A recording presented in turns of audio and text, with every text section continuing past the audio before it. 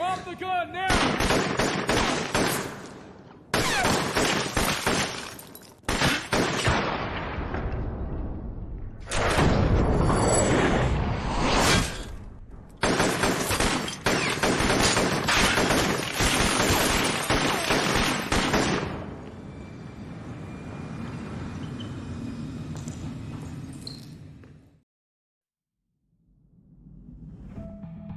Welcome back to SJ's channel.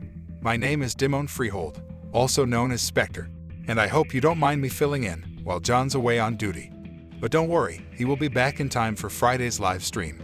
So please sit back, relax, and let's dive into some classified intel. Throughout the 1990s, there was a boom in cinematic films that took place in poverty-stricken environments, also known as the ghetto. 25 to Life is a creation from the golden era of third-person shooters, mixed with the gang and police brutality of the early 2000s. By 2006, the number of gangs in the United States reached 26,700 and had a population of over 785,000 not-so-law-abiding citizens. The steady increase in gang violence and culture led to the result of 25 to Life. From a bird's-eye view, 25 to Life is a simple third-person shooter. It has a story-driven single-player and a team-based multiplayer. The main story is about a young man named Freeze, his psychotic friend Sean, and a police officer named Williams. The campaign features 3 playable characters during single-player, and the story feels at times disorganized. But since the playable characters are to a certain extent connected, you're never really sure if you're playing as a good guy or a criminal. The gunfights in 25 to Life boils down to hiding around corners, popping out at the right time, and mowing down enemies like there is no tomorrow. Fans of SOCOM will find no tactical thrill here, even though 25 to Life was advertised as solid action for fans of SOCOM. In single player, you will come across various weapons, including pistols, SMGs, LMGs, assault rifles, and even a rocket launcher. The added feature for a melee weapon was included. There's almost always enough ammo around to prevent you from having to use it, assuming that you're careful and play with a bit of skill.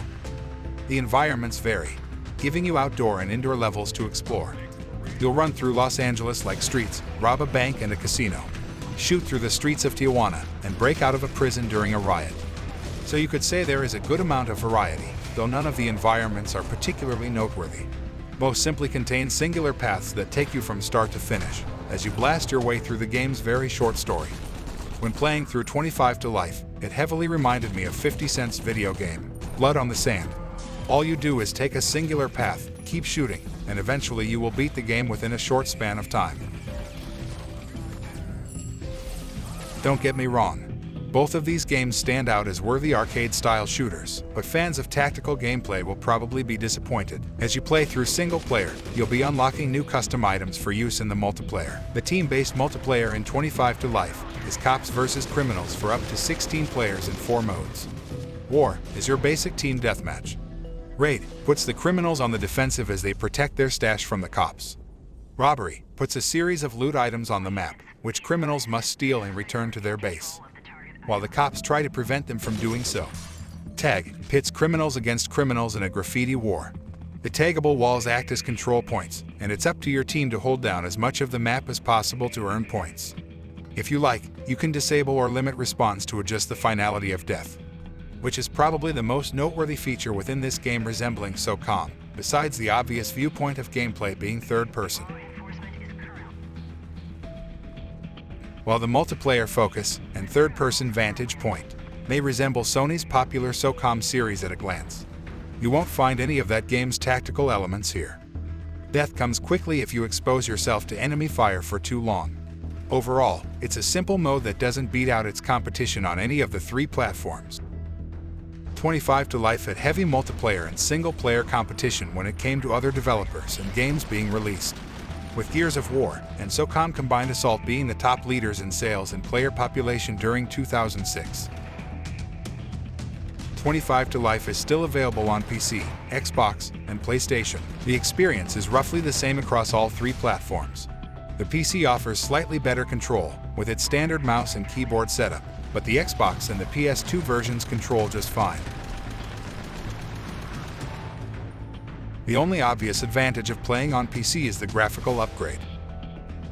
My overall verdict for 25 to Life is 5 out of 10, but I do see why people enjoyed this game. The market was thriving for third-person shooters, and rightfully so. With Resident Evil, The Matrix, SOCOM 3, and Star Wars The Battlefront 2 releasing the year before, my biggest complaint regarding 25 to Life, besides the obvious lack of tactical gameplay, is how slow the physics within the game seem to move. I will show you an example of how well the game could have been. To me, it feels smoother and more on SOCOM's level of speed and gameplay when it's turned up a few notches. But everyone has their opinion on how a game should be played, so of course I could be wrong.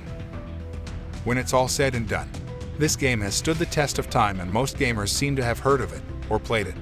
So the developers and marketing team of 25 to Life must have done something right to create such a cult following.